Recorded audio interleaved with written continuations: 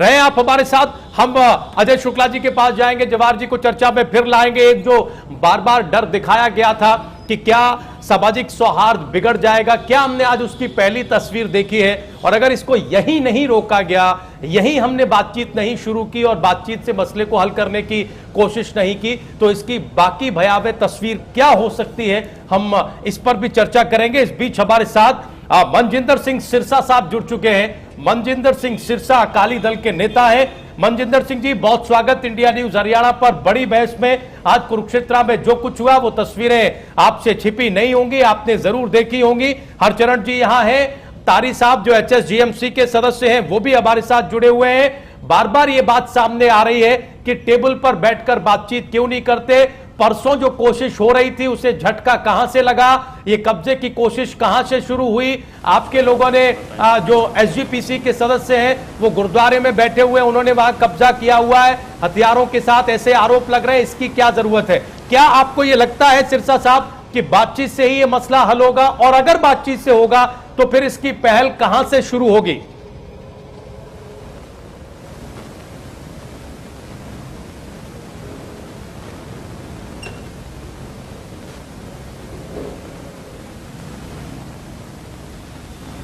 मनजिंदर जी, हमारी आवाज सर आपको मिल रही है?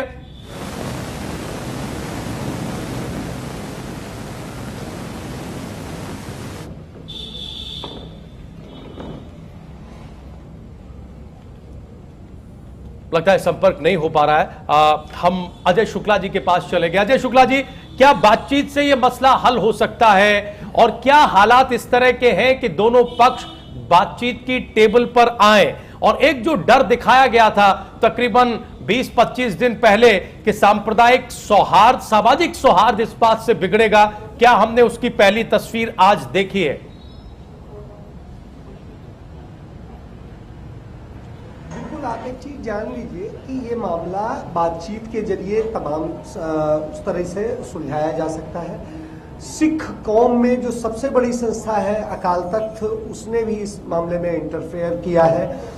दूसरे भी तमाम सारे लोग लगे हुए हैं। मुझे लगता है इसका सबसे अच्छा तरीका था कि उसका जो भी नियंत्रण हाथ में अपना लेना था, तो उसके लिए कहीं कोई जरूरत नहीं है कि जो वहां अंदर बैठे हैं उन्हें निकाल के बाहर फेंकना है या वो करना है। क्योंकि जिस दिन एक्ट बन गया तो जो हरियाणा राज्य में गुरुद्वारों में काम कर रहे हैं, जो भी पद संभाल रहे हैं, वो सभी उस एक्ट के अधीन कर्मचारी हो गए हैं। हरियाणा स्टेट जो SGPC बनी है उसके वो सदस्य बन गए हैं, उसके मुलाजिम बन गए हैं। इनको जो कब्जा लेना है या जो भी चीजें लेनी है वो सिर्फ कागजी फॉर्मेलिटी करनी है। और वो कागजी फॉर्मेलिटी के लिए किसी भी तलवार की, किसी भी बंदूक की, किसी भी असलहे की जरूरत नहीं है।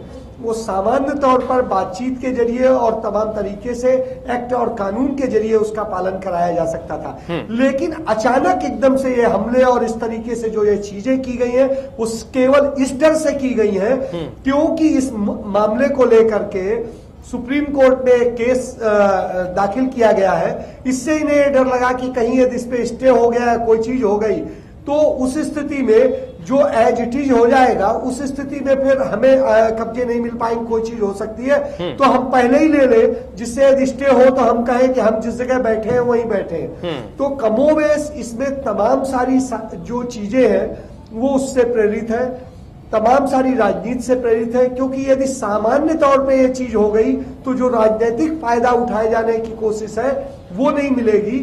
इसलिए कहीं ना कहीं इसको अजय जी, तो आपका इशारा क्या ये है? अजय शुक्ला जी, आपका इशारा क्या ये है कि आज कुरुक्षेत्र में जो कुछ हुआ वो पॉलिटिकली मोटिवेटिव था? बिल्कुल राजीव, मैं 100% ये मानता हूं। इसके तमाम सारे उदाहरण इसलिए प्रस्तुत हैं क्योंकि सरकार के पास इंटेलिजेंस रिपोर्ट है, सारी चीजें मौजूद है और सारी जानकारियां होने के बावजूद कोई ऐसा इंतजाम नहीं किया गया था कि जिससे इस तरह की हरकत होने के बजाय सरकारी तरीके से एक सक्षम अधिकारी जाता और कब्जा दिलाता या कागज और पत्री जो भी है एक्ट के अधीन जाकर के जो धर्मार्थ विभाग का सचिव है वो अपना जाता और उसको कब्जे में लेता और फिर उनका कब्जा उनको सौंपता। ऐसा करने की बजाय इसको इस तरह का रंग दिया गया कि वो खुद जाए और कब्जा ले ले। वो कैसे जाकर के कब्जा आज ले सकते हैं? एक्ट के तहत अभी कहीं पर भी कोई भी चुना हुआ वो अभी पदाधिकारी नहीं है। जो कमेटी बनी हुई है वो कार्यवाहक कमेटी बनी हुई है, उसको अभी सरकारी मान्यता के लिए सरकारी नियमों के तहत उसका चुनाव होना चाहिए, वो अभी नहीं हुआ है। तो ऐसी स्थिति में उनको कब्जा देने के पहले सरकार को उसे अपने कब्जे में लेने की जरूरत है और सरकार कब्जा में लेकर के उसको उन्हें उसका कब्जा सौंप सकती है। इसका तरीका ये है, या फिर एसजीपीसी के उनके साथ में डिस्कस करके या हरियाणा सरकार के प्रतिनिधि वहां पर जाकर के कब्जा प्राप्त कर सकते हैं। इसके लिए कोई लड़ाई या किसी झगड़े की जरूरत नहीं है। लेकिन जिस तरीके से बीते दिनों में लगातार ये करके क्रिएट करके एक ड्रामा खड़ा किया गया है, वो सरकार का प्रायोजित ड्रामा है, जिससे कि यहाँ पर एक शांति भंग हो और उसे वोट बैंक में तामील कर सके, बदल सके, और इसके फायदे के लिए सारी ये साजिश रची। यानी अजय शुक्ला जी का सीधा ये आरोप है कि कुरुक्षेत्र में आज जो कुछ भी हुआ वो सरकार की तरफ से प्रायोजित था। मनजिंदर सिंह सिरसा साहब, नेता अकाली दल, हमारे साथ जुड़ चुके हैं। सिरसा साहब, आपको हमारी आवाज मिल रही है? और अगर हमारी आवाज आपको मिल रही है तो सर हम जानना ये चाहते हैं कि कुरुक्षेत्र में आज जो कुछ भी हुआ या हरियाणा के दूसरे हिस्सों में जो भी तस्वीरें सामने आई तनाव की, वो तनाव आखिर कम कैसे होगा? और क्या दोनों पक्ष इस बात का अंदाजा लगा पा रहे हैं कि सेवादारी के झगड़े में सेवा को जो झगड़े का रूप दिया गया, झड़प का रूप दिया गया, उससे सिख कौम का नुकसान हो रहा है, उसकी छवि खराब हो रही है?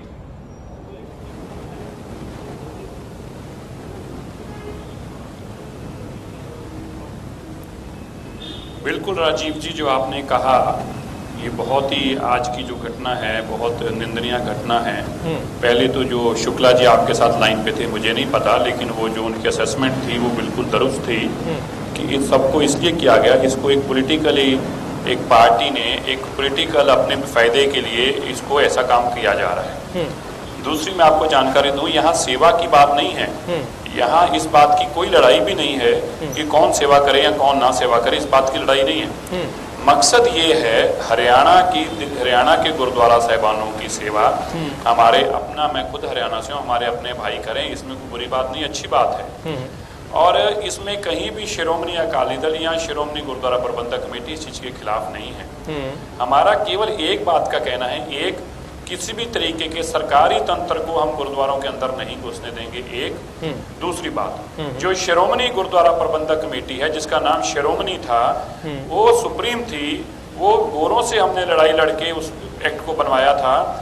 इस शिरोमणि गुरुद्वारा प्रबंधक कमेटी को सिखों की पार्लियामेंट कहा जाता है और देश की मिनी पार्लियामेंट कहा जाता है। इस पार्लियामेंट को ना तोड़ा जाए, हरियाणा के जो भी गुरुद्वारा साहिबान हैं उनकी सेवा जैसे भी करना मुसाफिर समझे हरियाणा के लोग, वही उसी तरीके से की जाए। उसकी गोलक की बात है, हरियाणा की गोलक हरियाणा से बाहर ना जाए, उल्टा और भी अगर उनको माया की जरूरत पड़ती है अपने स्कूल कॉलेज चलाने के लिए, वो भी श्रोमणी गुरुद्वारा प्रबंधक कमेटी उनको दे।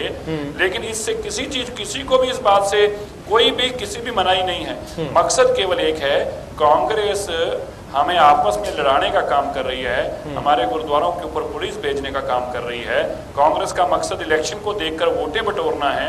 कांग्रेस किसी भी सूरत में कभी भी हमारी हमायती नहीं थी। कांग्रेस ने कभी भी कुछ भी ऐसा नेक काम नहीं किया जो सिख धर्म के लिए नेक कहा जा सके, बजरते इस तरह हमारे गुरुद्वारों के ऊपर पुलिस को भेजना कांग्रेस का 1984 से और उससे पहले से भी काम रहा है।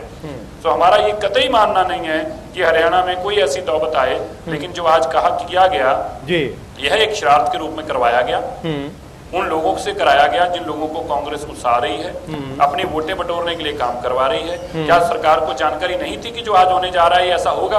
जानकारी थी, जानकारी ही नहीं थी। मनजिंदर जी आप ठीक कह रहे हैं, मनजिंदर जी आप ठीक कह रहे हैं, और हम बहुत ज्यादा विस्तार में नहीं जाना चाहते। आपने जो बातें उठाई हैं मनजिंदर जी, आपने जो बातें उठाई कि आप नहीं चाहते कि गुरुद्वारों में सरकारी तंत्र का हस्तक्षेप हो, उसका प्रवेश हो, जो दूसरी तरह की राजनीति है। हम एक सीधी बात जानना चाहते हैं सर, जो कुछ आज हुआ उससे एक ट्रेलर तो देखने को हमें मिला ही है, क्या बातचीत के टेबल पर आने की कोई गुंजाइश बाकी है?